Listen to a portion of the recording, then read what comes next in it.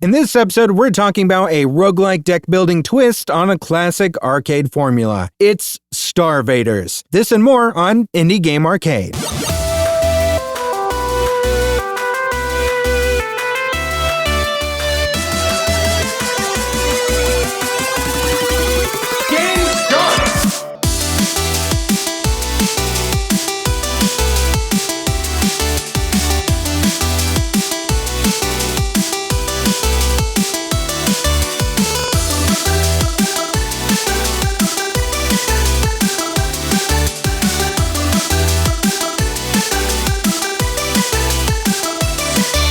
Welcome to Indie Game Arcade, a podcast that deep dives into the latest and greatest indie games. My name is Chris. I'm Joseph. When is the last time you played Space Invaders?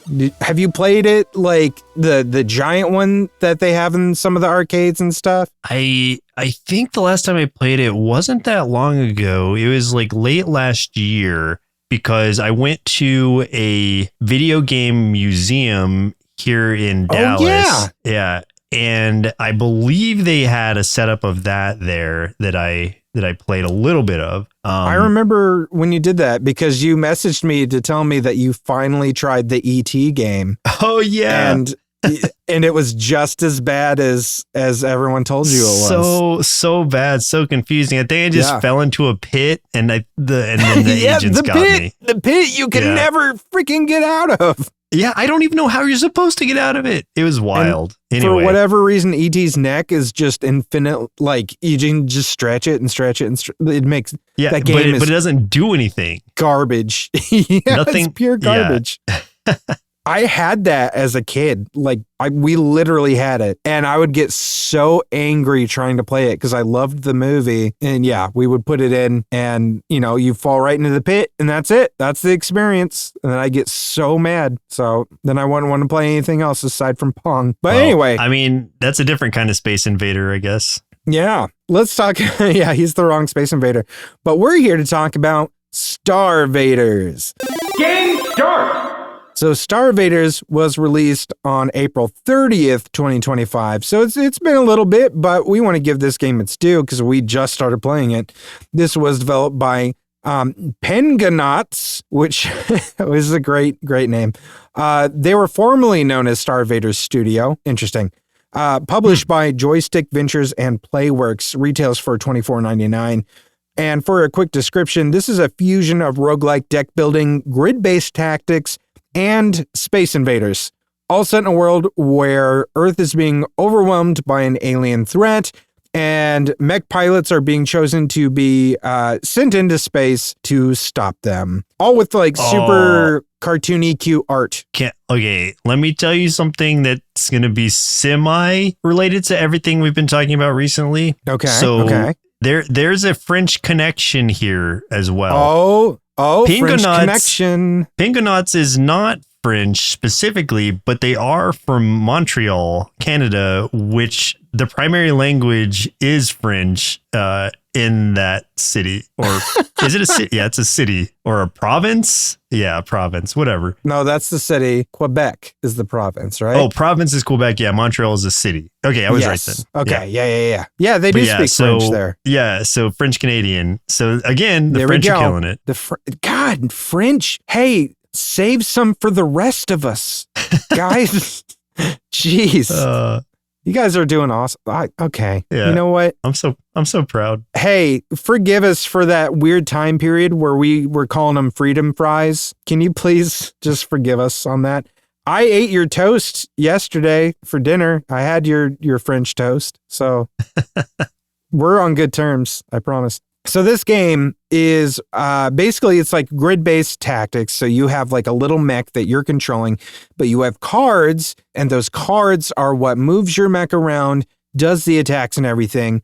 And the enemies are coming down from the top of this grid, a la Space Invaders. Now they're not moving down and then sideways and in that kind of fashion, and they're not moving in like real time. It is a turn-based. At least not for the most part. Yeah. Yeah. It's more of a turn-based kind of thing.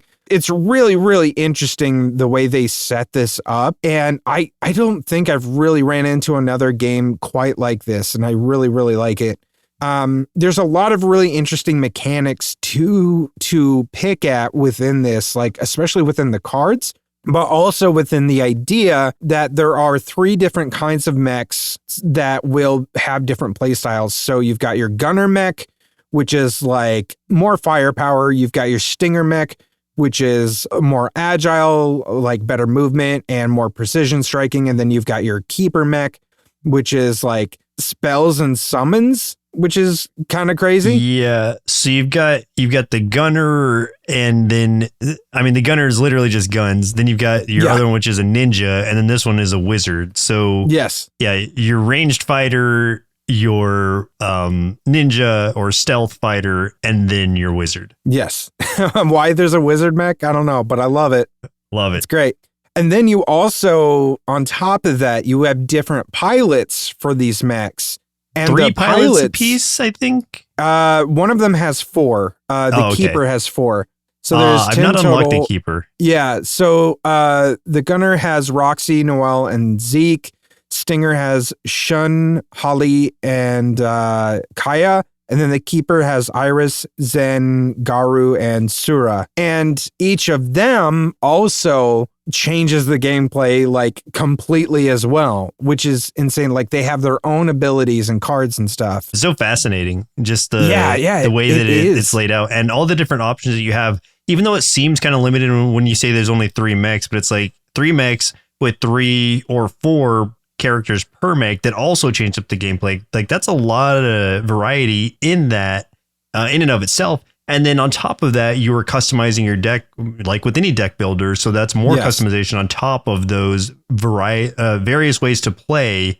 So even on the surface, it might look like there's not a lot of options when you first start, but the more you play it, the more you'll see how much variety you can have between each run. Yeah.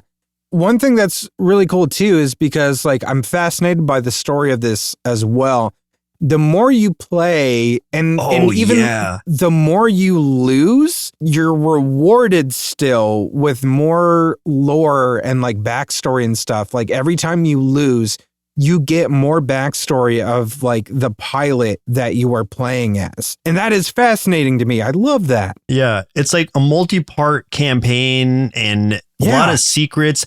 Things that like, I've played about 4 hours of it and I still am not, I haven't even scratched the surface of whatever this mystery is. Yeah. Like, even though I've won a couple runs of it, it's still just like revealing it to me in a slow but satisfying way where the mystery is intriguing enough to keep me wanting to come back for more. It doesn't feel like it's too slow or that I'm unlocking things too slowly. It's just like being paced out in a way that makes me want to keep going back for another one. It's like, okay, one more run. Let me see let me figure out what this story is.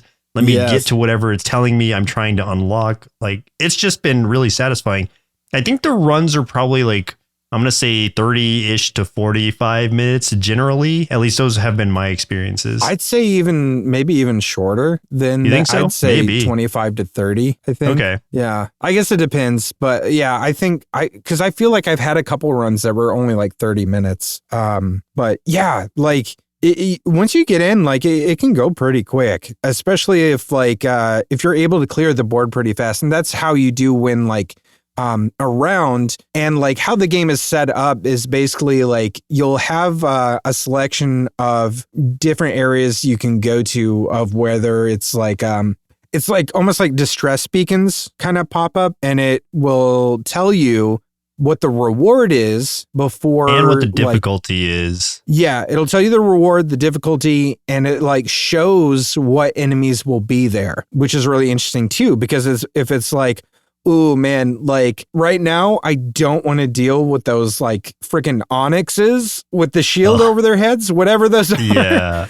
Like, then I don't want to go here. The reward though might be worth it. Yeah, but also like if you haven't encountered those enemies, then it will just be a question mark. Then you're like, oh crap, like I don't know if I'm ready to take this thing, but I really want that reward. So it's like definitely a risk reward system. And there have been times where I've jumped into something completely unprepared and been like, oh man, I should not have done this. I should have gone with the easy route. Absolutely. But sometimes it is well worth that risk. Yeah, and I like too that the varying things you can get. So you can get like a new card. There's like two different types of cards, I guess. So you have basically your regular cards, your attack cards, and then you also have like your movement cards. So those are kind of like the two different cards, and there's tons of cards within those that you'll be like, able to find and choose things. And there's rares and uniques and all kinds of stuff. But like when you're like looking at, let's say, the distress beacons, you might have like 3 you can choose from. One is like a movement card reward, one's the attack, but one might just be like an upgrade. And that would be, if you go that route, you get it.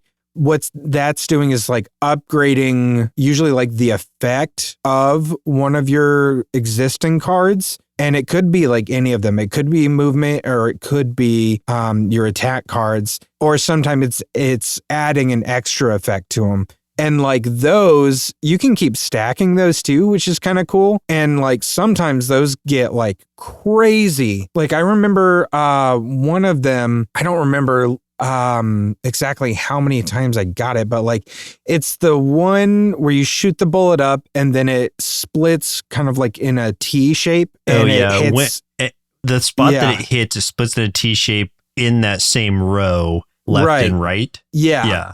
So I upgraded that. Like I had bullets going everywhere from that thing. Like it split into an X and then it split into like a star shape. So I was hitting everything with that, and that was great. I also really like the one that ricochets and bounces around. Like it'll bounce off, like if someone has a shield, it'll bounce off of it. It'll bounce off the sides and just keep hitting stuff. And like if you upgrade that, the first upgrade I got was like if you did take an enemy out with that, that card will end up back in your hand again. You can play it again. And like there was one run where like I just kept using that, and I remember a few times I was able to just constantly just keep taking dudes out, and I was almost clearing the board like right away with that thing a couple times, and that was really, really cool. I like the ones that summon like little robots for you. At least if you're the gunner, it'll summon little robots that will shoot when you shoot. And they're usually just temporary, so they'll get destroyed right after that round is over. But sometimes you just need something in a spot that you cannot quite reach or get to in time. So it's so helpful to have something else there shooting just to keep them from coming down and triggering. I can't remember what it's called when they get to the bottom and then they like basically like hit your zone thing. You have 4 or 5. Like Doom, I think. Oh yeah, Doom. It is. So they'll trigger Doom, and I think you can get up to 5 Doom. Yeah, at least at default before you lose the run. Then you lose the whole run. Yeah. So and the Doom stays there from round to round. There are ways to take it away as you. Some of the events will say like -1 Doom or something, and so you'll usually want to prioritize those if you are high on your Doom count, or just to keep it at 0. But that is a way to help, at least. Like all hope's not lost if you get any Doom. There are ways to mitigate that, but that's the way that you're going to lose is with that. So that doesn't become a problem until later in the run, really. And at that point, things can get so overwhelming that you're trying to cover all of this board like with just like your single turn. And it can get a little overwhelming, especially with some of the enemies that can jump like multiple spaces at once or something, or like come down in a weird kind of way. And then it's like, oh, how can I like make this happen? So you're having to think ahead a little bit, very chess-like, where it's like, okay, I know like right now I'll be safe, but in 2 to 3 turns, are they going to be able to get down here, or will I be able to move over there and get them? So it's a lot of like strategic thinking in that. So I appreciate the puzzle aspect of it. And the graphics are just very satisfying to look at. It sounds great.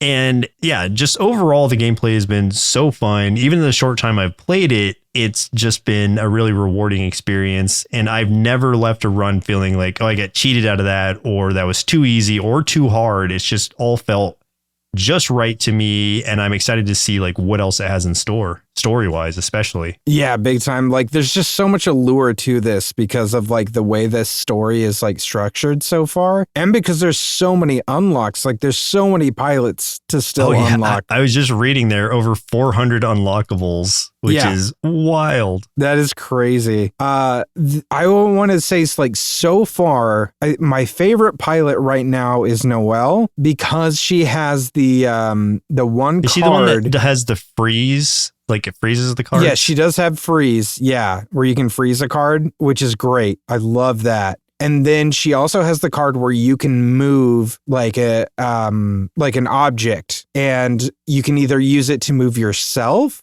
or you can move an enemy. And like one of the things I love doing with that is, especially if it's like an enemy that like I know I'm not going to be able to move to, either I can move myself, or what I like to do more is if sometimes there's some enemies that will telegraph like they're gonna do an attack or something, and you'll see like the kind of like attack zone and stuff. I'll like use that card to move a different enemy into their line of fire. So it's basically giving me like a free attack. So then I can use my other attacks, like those cards, on dudes that are already, close to me in my line of sight. But yeah, that's super fun and satisfying. So yeah, she's like my favorite so far. Though I do enjoy Roxy, and like the use of bombs with Roxy is a lot of fun, especially like just planting bombs all around that grid and then getting like a detonator or something. Oh my God, it is so fun. I had an artifact or whatever that made it where every time I started a level, like just I think 3 bombs would just spawn automatically in like randomly in the middle somewhere.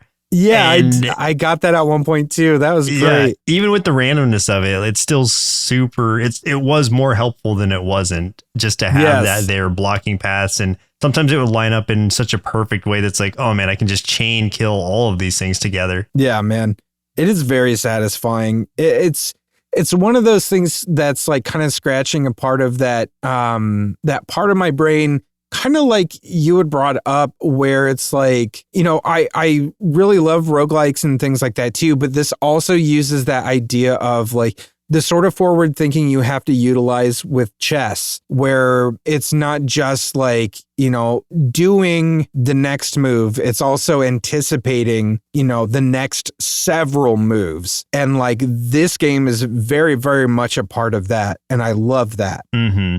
Yeah, I appreciate those types of gameplays. Get me thinking, and also good to look at. And I've only really played as Roxy. Like I know I have Noelle, but I haven't really. I played as her once, and I didn't really understand what the freeze thing was doing, so I just moved back to Roxy because she's just a really good starting character. But I'm very curious to see like I didn't even like I unlocked the ninja mech, but I haven't even touched that one yet. So there's still so much for me to do. Even in the 4 hours I've spent in it, just playing Roxy, I've still had a ton of fun, and all my runs have been so varied that branching out was a frightening like thing for me to do. But I know I will do it, and I'll still have a good time with that. But like that all is to say, like even just with the small portion of the game I've actually been playing, it's still been so fun. So the freeze thing that Noelle has, it's basically like, because we've been playing Monster Train 2.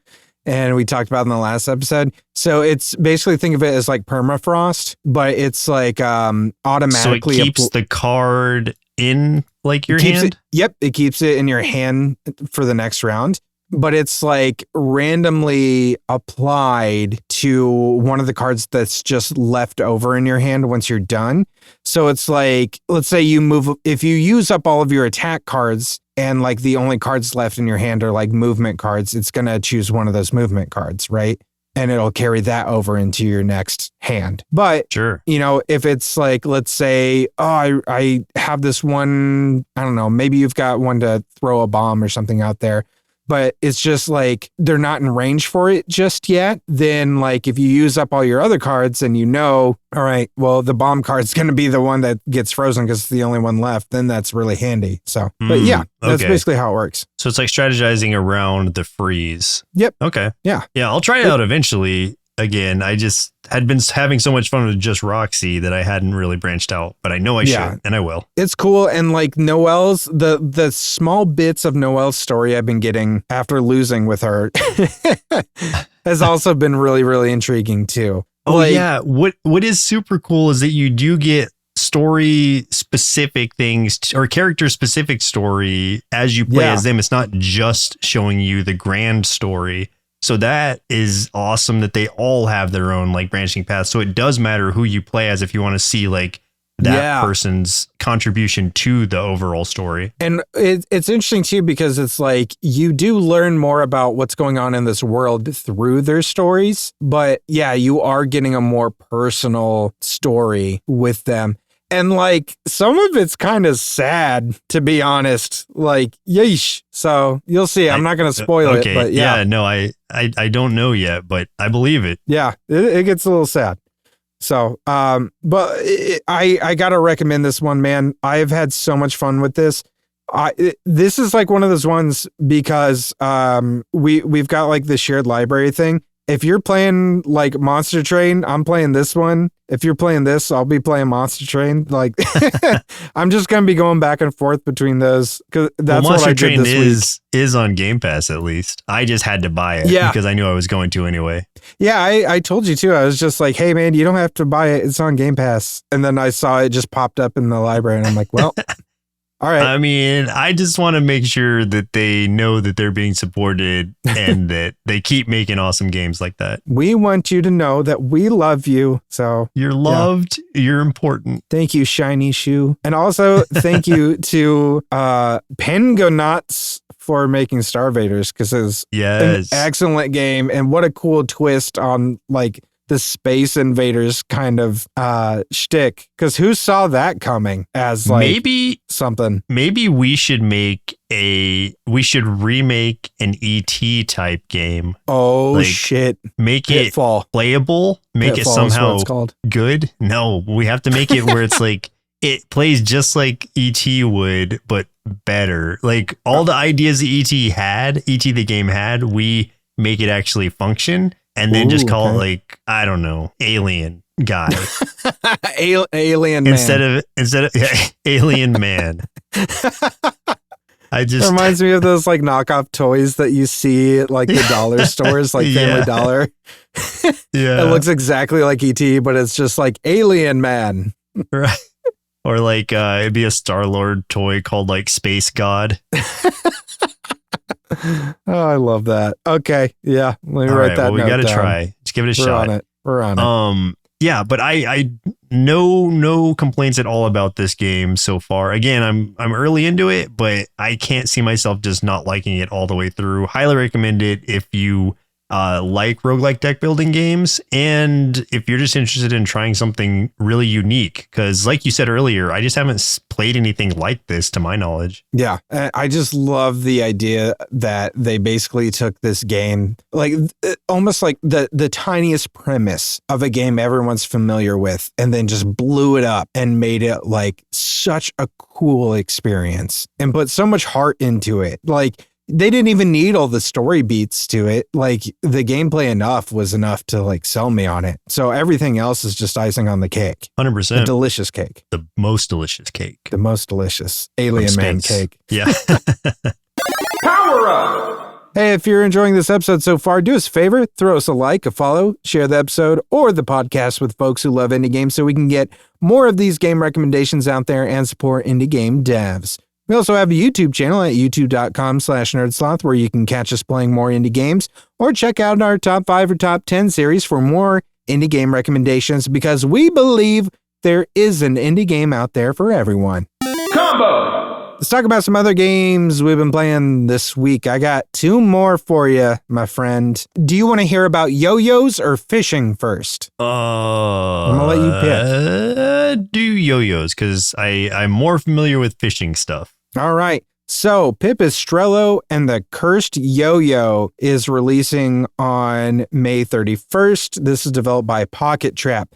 This is a 2D top-down action adventure game that looks very much like almost kind of like a Game Boy Advance style, like pixel graphics and everything, real retro feel. And also soundtrack, very good. But basically, you were playing as this little bat guy, like kid named Pippet, who is a novice yo-yo master. He did place in the yo-yo tournament. He was like, I think 300 something, but it's still placing. He lives with his aunt, who is like the head of some like company, corporation. And these like 4 like ruffian dudes, like mafia kind of guys, like bust in, these 4 crime lords who have taken this technology that his auntie had basically kind of created, use it against her, and it kind of like he tries to save her by tossing his yo-yo to like stop the beam. Instead, it gets her body or it gets her essence or something trapped into his yo-yo. That is where the cursed yo-yo part comes in. So now she is inside of his yo-yo.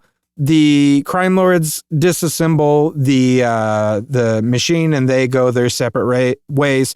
So you as Pippet are navigating the city, fighting foes, and trying to restore your auntie and get all of the pieces back of this thing.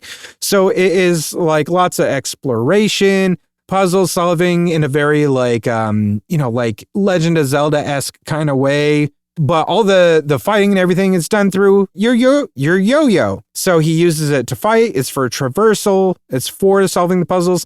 One of the things I love is like all the stuff you can do with it. Like you can bounce it off of stuff to hit enemies at angles and things. It's really cool. Like I played the demo and just like you'll see enemies in different patterns and stuff. And like my instinct is to like walk around these things and, use my yo-yo to go boom, boom, boom and hit them. And then all of a sudden, like I'll just notice an angle and I'm like, wait a minute. If I throw my yo-yo at the angle of this room, what if that works? And you do it and it'll like snake around through this like random like thing, hitting all these like different corners and stuff. And then it'll end up hitting like all the enemies and take them out. And it's just so satisfying to do that.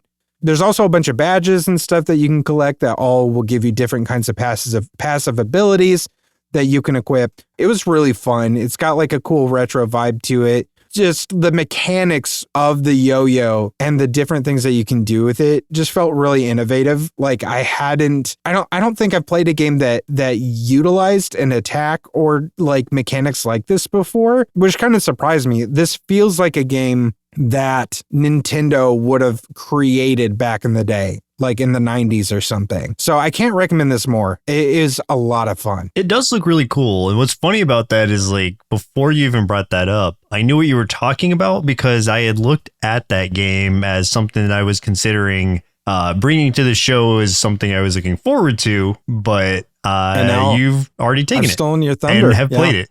No, it's fine. I chose not to anyway, but I know exactly what you're talking about game wise. So. Yeah. It is so cool, man. Like cool. You should get your hands on it, play it. If you don't play the full game, try the demo out. It's really cool. Yeah, I think I will because I was interested for sure. Let's talk fishing. We like fishing games, and maybe it depends. Is this like a fishing RPG?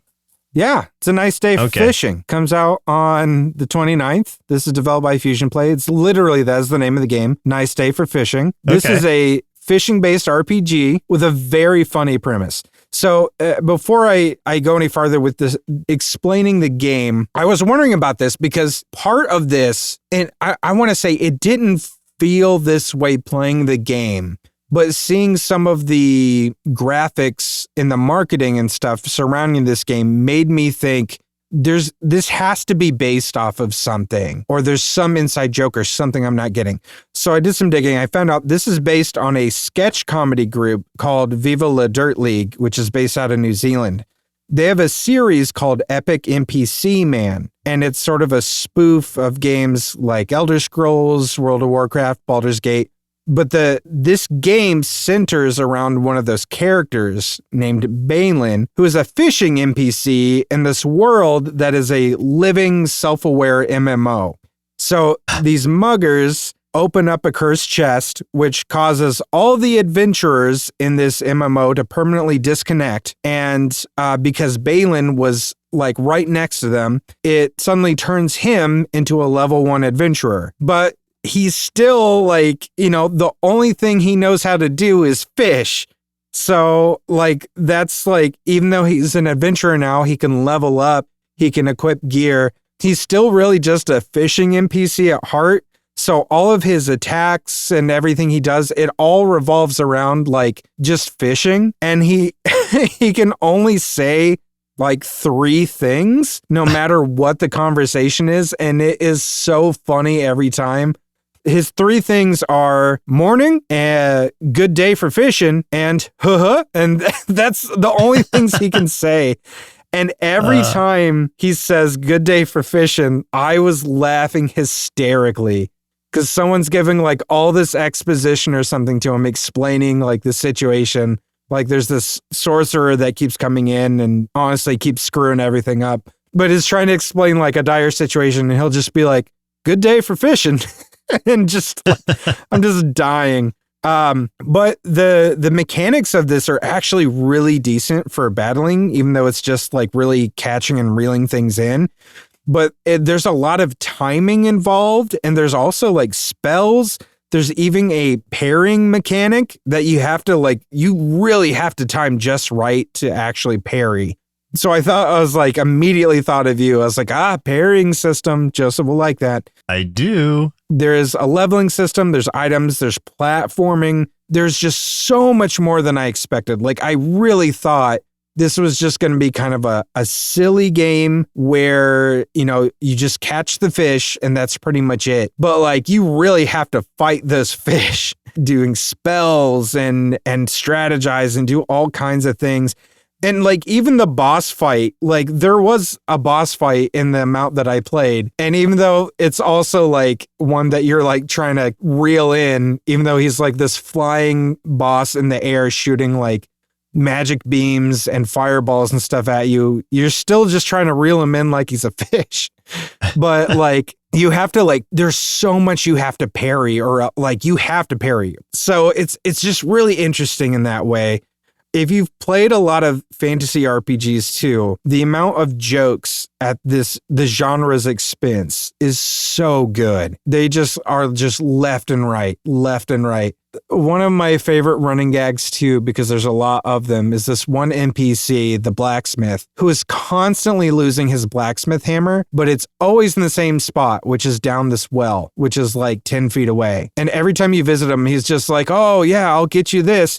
If you could find my hammer, I have no idea where it is. It's just always in the same spot. It's just down this goddamn well. So every time. But yeah, man, it was so much fun. I haven't laughed that much playing a game for a really long time. And what's more too is like the pixel art looks good. The story is actually really decent, like really good. There's so much to it, so many mechanics, so many systems to it. It's just way more than I ever would have expected a game like this to be. And so I think it really, really deserves some attention. It looks and sounds like super interesting. I'm definitely sold on it. It's worth the time. It is definitely worth the time. Final round! Let's talk about some upcoming indie games we're excited about. I've got a few here to mention. First of all, the DLC for Sea of Stars has dropped, Throes of the Watchmaker. I have not started playing it yet. I need to play that game. Oh, please do. Please do. I want to talk to you about it. I kickstarted it and I still haven't touched it. I know. What's wrong with you? So many things. Yeah, I've got to play it. I'm so excited to get into that. It looks so good. Man, the art of that game is just so fantastic. I kind of want to, I don't even have a record player, but I kind of want to get the vinyl of that soundtrack. Oh, I have a record player and the vinyl of that soundtrack. Yeah, I forgot you do have it. I've listened to the music. I just haven't played the game. The music's so good too, man. It is great. So good. Also, Voidsayer is coming out on June 2nd. This is like Eldritch Pokemon, essentially. It's I was just looking at that game. That looks cool. It's monster catcher battler, very Darkest Dungeon style graphics and everything, but yeah, it's like eldritch beings and stuff and monsters that you're battling. I do want to tell you my concern initially was that it was AI art, but it doesn't say anywhere that it is, and you have to like list that now when you do that on Steam. Right. So if anyone goes in assuming that, like, at least up front, like, it doesn't have it listed anywhere, so We just have to trust that it's not. And I had the exact same concerns. Okay. Yeah. Because I have seen, that's not to like discredit this artist at all. I've just seen AI art similar to this. So you always have to double check these things when you're able to. You know what? Like I've kind of gotten into a habit of almost every game I check out now, I scroll to the bottom of that Steam page to see. That's actually a good plan. Yeah. And I'm not going to lie. There have been some that have been like, oh yeah, this looks like a cool game. Then I see it and I'm like, and then I don't bring it to the show because I'm like, Yeah, same. I don't like, at least with the art and stuff, like, I feel slightly different when it's like AI being used to control the function of NPCs, because that's like creating something new in my head. Do you know what I mean? Like, if like the NPC itself is controlled by AI, like actively reacting to you because it is based on a language model or whatever. Yeah. That conceptually, I think that is an interesting avenue.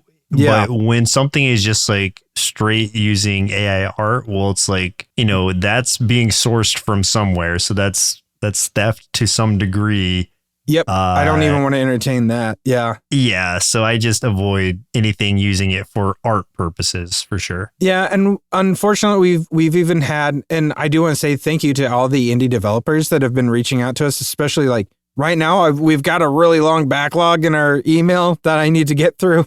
Sorry, folks. I'll get there. I promise. But we've had some in the past that have used AI art for their games. And unfortunately, we're just like, we could not. Yeah, we didn't want to support it, unfortunately. Yeah, but if they ever replaced their art, with, someone that actually makes art, then, we'll come back to us and we will do that.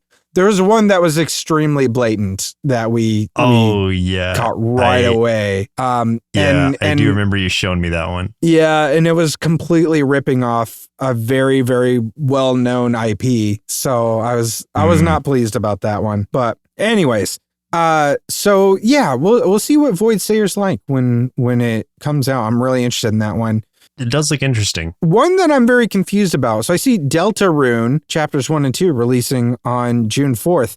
I could have sworn Deltarune's been out for years. So I don't know. Are you sure it's not like it wasn't the early access it was out or something? It might have been. I'm not sure. But like, if so, I think it's been in early access since like 2018 or something. So some stuff is for a long time. Yeah. Is this like a blah, blah, blah, blah. What is the game I'm thinking of? The skeleton guy. Oh, yeah. Yes. So this is a companion game to Undertale. Undertale. Thank you. Yes. Yeah. So same developer, Toby Fox, fantastic developer, extremely, extremely talented. Undertale, like, honestly, you ask anyone that's been like in the indie game, like scene, they'll tell you probably one of the greatest indie games of all time. Yeah. Deltarune is like a companion game to that. It's essentially like, from what I understand of the story, and I haven't played it, it's like the events that are taking place like parallel to what's happening in Undertale. And so like it's using like similar look, feel, design, all that kind of stuff. Oh, duh, it's Undertale because Deltarune is an anagram of Undertale as I look at the word. Oh, God damn it. All right. Well, you know what, though? You caught that before me. And let's be honest, I was never going to catch it. So, all right. I mean, that's a cool anagram, though. That sounds like a totally separate thing. Nice. Yeah. But like one of these days, I want to give it a shot. I do. I've never played either of them. And I know someone just gasped. Someone somewhere just gasped. I have played Undertale, but I haven't beaten it. I only played it briefly. Yeah, I watched you play that. Yeah, God, that was so long ago. And I will say, like, I've watched multiple people play Undertale all the way through. So I know the entire story. I've seen the entire story play out multiple times, but I haven't played it myself all the way through. So one of these days I will do it for my own, and then maybe I'll get into Deltarune as well. But I mean, it's Toby Fox. He's a genius when it comes to storytelling and the music. Oh my God, he's so good with the music. So yeah. Yeah. And then finally, Ruffy and the Riverside finally got a release date for June 26th. So very excited Yeah. for Patrick and Socrates Labs. Real excited for this to come out. Like Man, when this what comes a cool out, experience. yeah, dude, when this comes out, I'm going to be playing the heck out of this game. So I might disappear for a little bit just playing it. So heck yeah. One I wanted to bring up is one that came out recently, May 23rd. And it was an early access for a while. I didn't play the early access because I don't usually, but this one's Tainted Grail, The Fall of Avalon. Yes, I know gameplay all wise about that. Yeah. Okay, yeah. Gameplay wise, it would be most reminiscent of Skyrim or something to that effect. It looks like one of those Bethesda games because of the first person perspective and the way that you interact with NPCs and the way that combat looks. I'm sure it's more nuanced than that in different ways, but that's just in first appearance, it's what it looks like. But it's a dark reimagination of an Arthurian legend. And it is an action RPG. It's open world. It looks so cool. There's a lot of different like styles of like playing it, like customizing your character to play it how you want to. So I'll read you some of the text here that I found just entertaining. It's like, you want to be a crazy alchemist berserker punching enemies to death? Sure.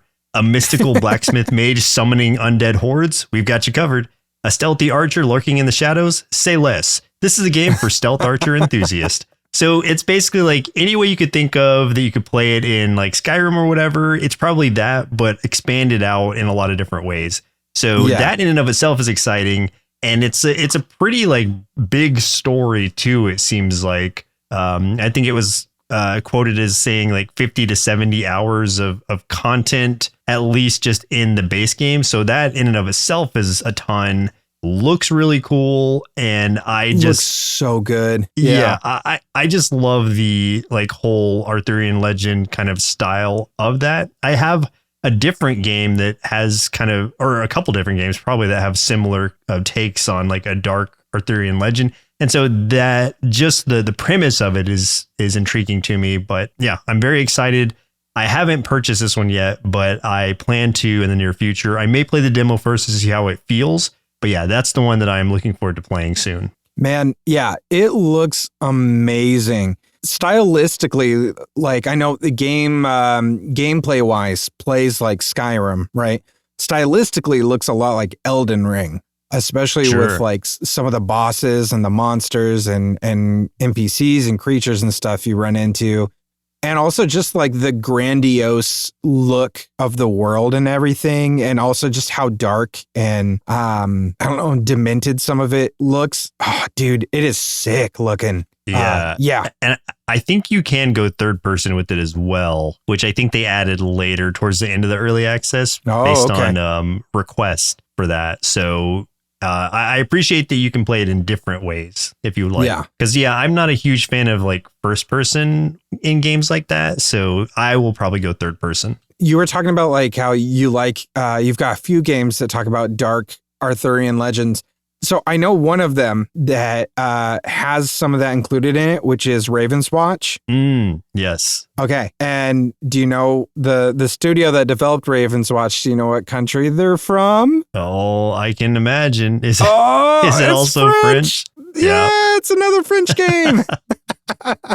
Oh, of course. Oh man. Yeah. I'm gonna go get my baguette real quick and I'll head over. I'll pick you up. We're heading to France. Oh my God. You know what's interesting? I just found out. So Tainted Grail, the one I was just talking about, yes, Fall of Avalon, that is I guess an extension of this game that I already have called Tainted Grail Conquest, which is a deck building dark fantasy roguelike game that I really liked. I had no idea those two were tied together because I forgot this was called Tainted Grail also. But that's even cooler. So now I've already played the predecessor to it, which is a much different game, of course, but it's the same stylistically. I did know that they were connected, but I did not know which one came first. So that's really cool. Love that. Yeah. So very cool. Looking forward to it. Game over. If you had a good time listening to this episode, stick around for the bumper to learn how you can support the show and all the things we do here at Sloth Creative. You can also check out our show notes for our link tree, which will take you to our social media, our Discord, our subreddit, our merch store, tons of other cool places. Get in touch with us, though. Let us know what indie games you're playing and help us elevate these games so we can help support indie developers. But that's game over for us. My name is Chris. I'm Joseph. And we'll continue on the next episode. Continue. Indie Game Arcade is recorded and produced by Sloth Creative. If you're looking for more gaming content, head over to youtube.com/nerdsloth for indie game let's plays and recommendations. If you'd like to support the show, head over to patreon.com/nerdsloth, where you can select a pledge and receive access to hundreds of hours of bonus content from everything at Nerdsloth Creative. If you're an indie game developer and would like us to review your game or explore other opportunities, send an email to nerdslothcreative@gmail.com with the subject line Indie Game Arcade. Thanks for listening, and keep supporting indie game devs.